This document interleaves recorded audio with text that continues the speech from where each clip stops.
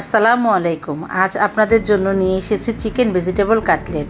এজন্য প্রথমে একটি বোলে 1 কাপ পরিমাণ মুরগির হাড় ছাড়া মাংস আমি ভাপ দিয়ে নিয়েছি, সেটা নিয়ে নিলাম।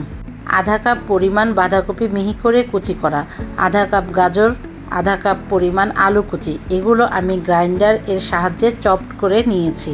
2 টেবিল চামচ কাঁচামরিচ কুচি করা, 1 চা চামচ পরিমাণ আদা রসুন পেস্ট, 1 কাপ পরিমাণ ফ্রেশ ব্রেড ক্রাম্ব, একটি ডিম, ধনেপাতা কুচি 2 টেবিল চামচ, চাট মশলা 2 চা চামচ, আধা কাপ পরিমাণ পেঁয়াজ বেরেস্তা দিয়ে দিচ্ছি। এবার এর মধ্যে 3 চা চামচ পরিমাণ কর্নফ্লাওয়ার দিয়ে দিচ্ছি। গোলমরিচ গুঁড়ো আধা চা চামচ, স্বাদ মতো লবণ দিয়ে দিব। এবার এর মধ্যে 1 চা চামচ পরিমাণ সয়া সস, 1 টেবিল চামচ পরিমাণ টমেটো সস, 1 চা চামচ পরিমাণ হোয়াইট ভিনেগার, হাফ চা চামচ পরিমাণ গরম মশলা গুঁড়ো দিয়ে উপকরণগুলোকে খুব ভালোভাবে হাতের সাহায্যে মেখে নিব। একটু সময় নিয়ে উপকরণগুলোকে মাখবেন যাতে সমস্ত উপকরণ একসাথে মেশানো হয়। এই কাজটি করার পর এবার এর মধ্যে 2 টেবিল চামচ পরিমাণ খাবারের তেল দিয়ে আবারও উপকরণগুলোকে খুব ভালোভাবে মিশিয়ে নিব। মিশ্রণটা খুব ভালোভাবে মেশানো হয়ে গেলে এগুলোকে আমি রেস্টে রেখে দেব।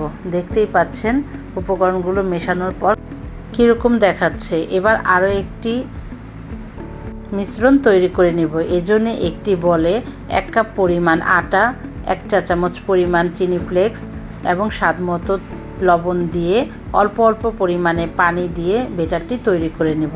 এই কাজটিও আপনারা একটু সময় নিয়ে করার চেষ্টা করবেন।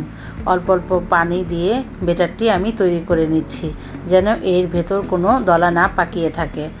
দেখতেই পাচ্ছেন এটি কীরকমটা হবে। এবার আমি মিশ্রণগুলো থেকে অল্প অল্প পরিমাণ নিয়ে গোল গোল শেপ দিয়ে কাটলেটগুলো তৈরি করে নিব। এই অবস্থায় যদি আপনাদের মনে হয় এগুলো একসাথে না থেকে ছেড়ে দিচ্ছে, তাহলে হালকা পরিমাণ ব্রেড ক্রাম্ব আর একটু মিশিয়ে নেবেন। এবার মিশ্রণের ভিতর কাটলেটগুলো আমি ডুবিয়ে এগুলোকে ব্রেড ক্রাম্বের সাহায্যে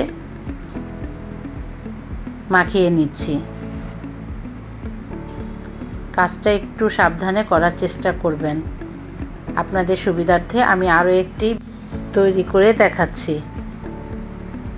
দেখতেই পাচ্ছেন খুবই সহজ এটি বানানো। আপনারা খুব সহজেই এটি বাসায় বানিয়ে নিতে পারবেন। আপনাদের যদি আমার ভিডিওটি ভালো লাগে তবে লাইক, কমেন্ট অ্যান্ড শেয়ার দিয়ে পেজটির পাশে থাকবেন।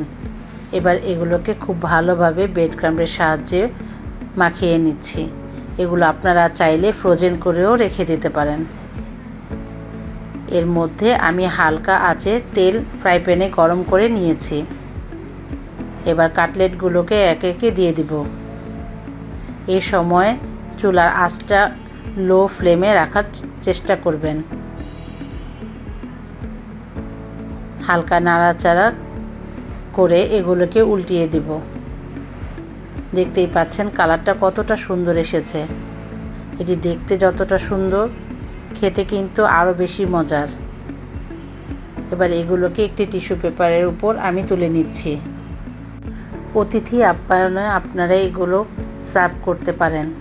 সাদা ভাত, প্লেন পোলাও অথবা খালি খেতেও এটি কিন্তু খুবই মজার।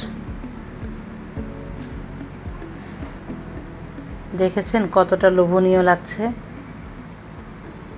ধন্যবাদ সকলকে।